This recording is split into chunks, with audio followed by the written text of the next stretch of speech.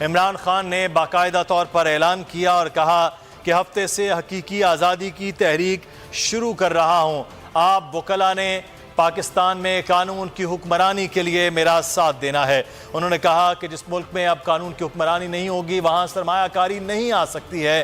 صرف انہوں نے کہا کہ پاکستان کے جو اوورسیز ہیں وہی 5 لاکھ اوورسیز پاکستانی ملک میں سرمایہ کاری کریں تو ہماری IMF سے بھی جان چھوٹ سکتی ہے۔ ساتھ ہی ساتھ انہوں نے کہا کہ ایسے کسی شخص کو ووٹ آپ نہ دیں جس کا کاروبار، جس کا پیسہ اس ملک کی بجائے باہر کے ممالک میں پڑا ہوا ہے۔ تو عمران خان نے ایک بڑا اعلان کیا ہے کہ حقیقی آزادی کی تحریک ہفتے سے شروع کر رہا ہوں۔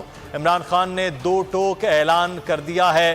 2 ٹوک فیصلہ لاہور میں وکلاء کنونشن سے خطاب کرتے ہوئے کیا ہے۔ عمران خان اس کے بعد آج رحیم یار خان جلسے سے بھی خطاب کر رہے ہیں، لیکن لاہور میں ایک بڑا وکلاء کنونشن تھا، بڑی تعداد میں مرد و خواتین وکلاء کی تعداد تھی جس میں عمران خان خطاب کر رہے تھے، اور عمران خان نے وکلاء سے کہا کہ وہ ہفتے کو باقاعدہ طور پر حقیقی آزادی کی تحریک شروع کر رہے ہیں اور آپ اس